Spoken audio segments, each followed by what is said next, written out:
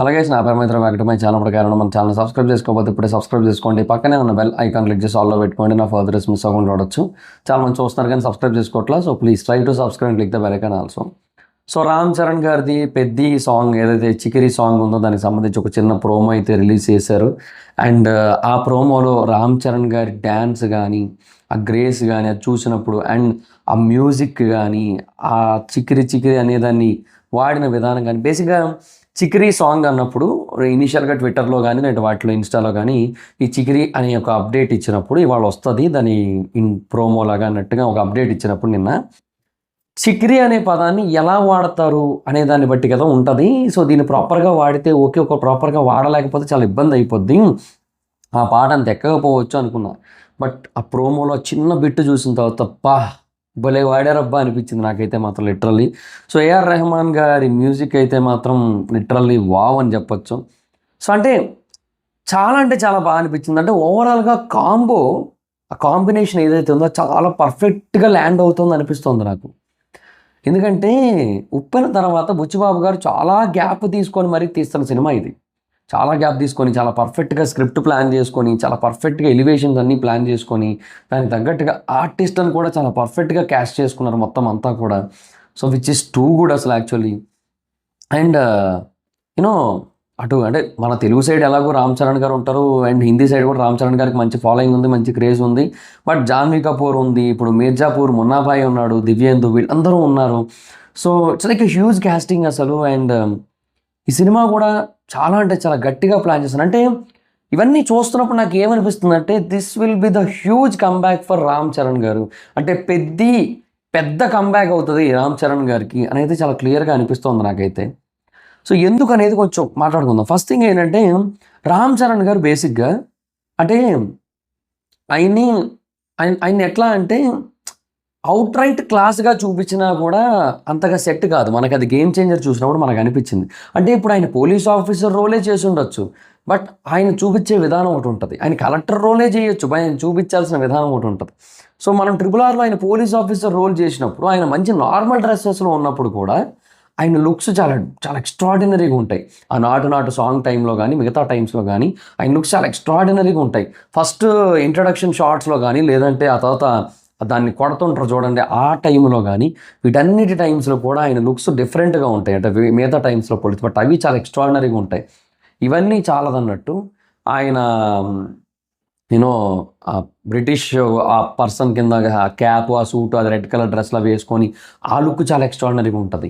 తర్వాత లాస్ట్లో మళ్ళీ ఆ ఫుల్ గడ్డము హెయిర్తో ఉన్న లుక్ చాలా ఎక్స్ట్రాడినరీ. అంటే చూపించే విధానం అంటే హీఈస్ లైక్ ఏ స్టోన్, మనం దాన్ని ఎట్లా చెక్కుకుంటే అట్లా చెక్కుకోవచ్చు. సో అట్లా అనమాట. ఎందుకంటే RRRలో రామ్ చరణ్ గారిని రాజమౌళి గారు అంత బాగా చూపించారు. రంగస్థలంలో కూడా మీరు గమనించినట్టయితే సుకుమార్ గారు చాలా బాగా చూపించారు. ధృవాలో కూడా రామ్ చరణ్ గారు చాలా బాగుంటారు యాక్చువల్లీ. సో ఇట్లాగా చాలా ఏమంటారు చాలా వెర్షన్స్ ఉన్నాయి రామ్ చరణ్ గారిలో. వాటిని ప్రాపర్గా చూపించాల్సిన అవసరం, చూపించుకోవాల్సిన ఏమంటారు యూజ్ చేసుకోవాల్సిన సిచ్యువేషన్ డైరెక్టర్స్లో ఉంటుంది. సో వాళ్ళు ఎంత బాగా యూజ్ చేసుకుంటున్నారు అనేది ఇంపార్టెంట్ ఇక్కడ. బట్ ఇక్కడ ఏంటంటే గేమ్ చేంజర్ విషయంలో అలా జరగలేదు, కానీ మళ్ళీ పెద్ద విషయంలో నాకు చాలా బాగా పర్ఫెక్ట్గా జరుగుతోంది అనిపిస్తోంది నాకు. అంటే ఆ రంగస్థలం అండ్ RRR ఆ రెండిటి కాంబినేషన్ ఉంటుంది చూడండి. అంటే రంగస్థలం టైంకి RRR టైంకి రామ్ చరణ్ గారిలో ఒక చిన్న చేంజ్ ఉంటుంది. ఆ చేంజ్ ఏదైతే ఉందో అది ఇప్పుడు ఈ రెండు కలిపి ఇక్కడ చాలా చాలా క్లియర్గా ఈ సినిమాలో కనబడుతుంది అనిపిస్తుంది.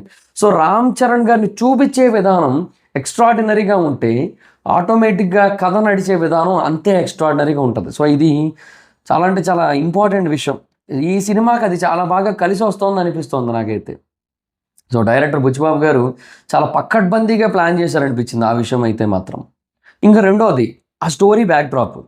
బేసిక్గా రామ్ చరణ్ గారికనే కాదు, జనరల్గా ఇప్పుడున్న సిచ్యువేషన్ ఏంటంటే మనం అయితే అవుట్ రైట్ ఎక్స్ట్రాడినరీ సినిమాలు తీయాలి, చాలా ఎక్స్ట్రాడినరీ సినిమాలు తీయాలి. ఏదో నార్మల్గా కాదు, చాలా ఎక్స్ట్రాడినరీగా సినిమాలు తీయాల్సి ఉంటుంది.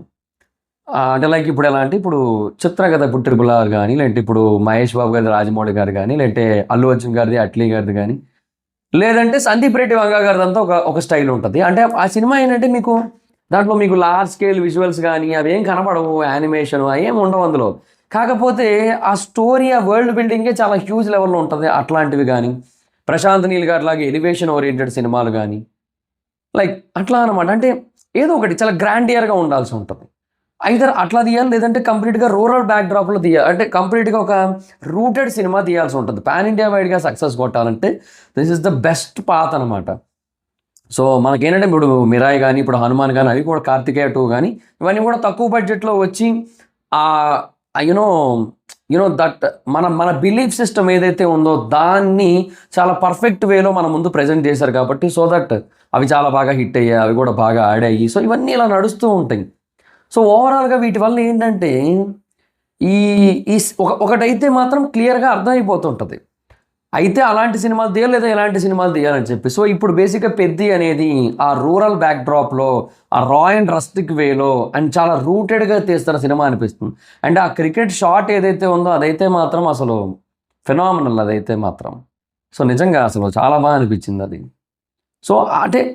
సో అటు ఆ స్పోర్ట్స్ డ్రామా అనేది కూడా ఈ సినిమాకి చాలా పెద్ద అడ్వాంటేజ్ అవ్వబోతుంది అనిపిస్తుంది. బేసిక్గా స్పోర్ట్స్ డ్రామాస్ రీసెంట్ టైమ్స్లో వచ్చాయి కొన్ని, కానీ అవి సక్సెస్ అయ్యాయి, కానీ ఇంకా పెద్ద స్థాయిలో సక్సెస్ అయ్యి ఉండొచ్చు, బట్ అలా అవ్వలేదు యాక్చువల్లీ. సో నేను అనేది ఏంటంటే ఇట్లాగా ఈ స్పోర్ట్స్ డ్రామా, అది కూడా రూరల్ బ్యాక్డ్రాప్లో, అది కూడా చాలా రూటెడ్గా తీస్తున్నారు కాబట్టి బేసిక్గా సబ్జెక్ట్ కూడా చాలా వరకు పాన్ ఇండియన్ ఆడియన్స్ కనెక్ట్ అయ్యే ఛాన్స్ ఉంది. అంటే తెలుగు, తమిళ్, హిందీ, కన్నడ, మలయాళం వీళ్ళందరికీ కూడా కనెక్ట్ అయ్యే అవకాశం చాలా ఎక్కువగా కనబడుతుంది. అండ్ మూడవది వచ్చి ఏఆర్ రెహమాన్ గారి మ్యూజిక్. అంటే ఈ మధ్యకాలంలో ఆయన మ్యూజిక్ బాగానే ఇస్తున్నారు, ఇవ్వట్లేదని నేను అన్నట్లే. రాయన్ సినిమాకి కూడా ఆయన మ్యూజిక్ ఇచ్చారు, అది కూడా చాలా బాగా అనిపిస్తుంది. బట్ ఆయన స్ట్రైట్ తెలుగు ఫిల్మ్ అయితే చేయలేదు. అండ్ ఆయన సినిమాలు, ఆయన పాటలు ఒకప్పుడు అన్నీ కూడా చాలా పెద్ద స్థాయిలో నేషనల్ వైడ్గా కూడా హిట్ అయినాయి. బట్ రీసెంట్ టైమ్స్లో అంటే ఎస్పెషల్లీ పాన్ ఇండియన్ కల్చర్ అనేది స్టార్ట్ అయిన తర్వాత is not at all in the light. ఆయన పాన్ ఇండియన్ హిట్స్లో కనబడట్లేదు ఎక్కడ కూడా.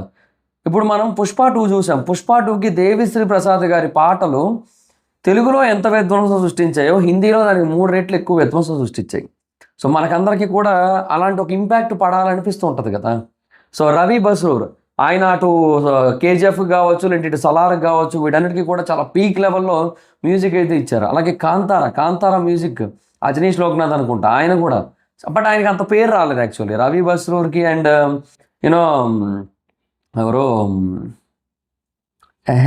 ఇప్పుడే మాట్లాడుకున్నాం పుష్ప దేవిశ్రీ ప్రసాద్, ఆయనకి లేదంటే కీరవాణి గారికి వచ్చినంత పేరు, వచ్చినంత గుర్తింపు ఆయనకి రాలేదు. కీరవాణి గారికి బాగా పేరు వచ్చింది, అంటే బాహుబలి 2తో కానీ, లేదంటే RRRతో కానీ, ఎస్పెషల్లీ గోల్డెన్ గ్లోబ్, ఆస్కార్ ఇవన్నీ గెలుచుకున్నప్పుడు దాన్ని అందుకోవడానికి వెళ్ళింది ఆయనే కదా. సో హీఈస్ ద కంపోజర్ కదా. సో ఆయన తీసుకున్నాడు, ఆయన చంద్రబోస్ గారు తీసుకున్నారు. సో ఆయన అక్కడ హైలైట్ అయ్యారు బాగా. సో ఎంఎం కీరవాణి గారు వీళ్ళందరూ కూడా ఈ పాన్ ఇండియన్ మ్యూజిక్ డైరెక్టర్స్ అనే పేరు వచ్చింది వాళ్ళకి. బట్ ఏఆర్ రెహమాన్ గారికి ఎప్పటి నుంచో ఉంది, కానీ వన్స్ ఈ పాన్ ఇండియన్ కల్చర్ స్టార్ట్ అయ్యాక మటుకు ఆయన అంతా హైలైట్ అవ్వలేదు.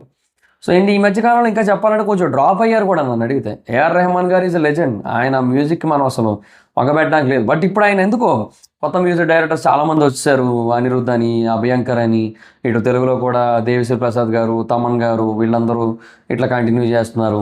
ఆయన ఎక్కువ బేసిక్గా తమిళ్, యాక్చువల్లీ తమిళ్వే తెలుగులో డబ్ అయ్యేవి, అవి బాగా అనిపించేవి మనకి. బట్ ఇప్పుడు ఆయన మ్యూజిక్లో తెలుగులో డబ్ అవుతున్నవి చాలా తక్కువ ఉన్నాయి. సో అదొకటి జరుగుతోంది. ఇట్లా చాలా థింగ్స్ అయితే హ్యాపెనింగ్.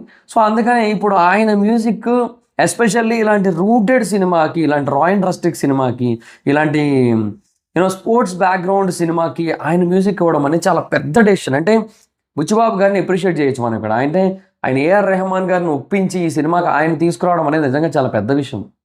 సో అటు మనకి కానీ, లేదంటే ఇది సినిమా పాన్ ఇండియా వైడ్గా రిలీజ్ చేయడానికి ఇది కూడా ఒక రకంగా హెల్ప్ అవుతుంది కూడా యాక్చువల్లీ.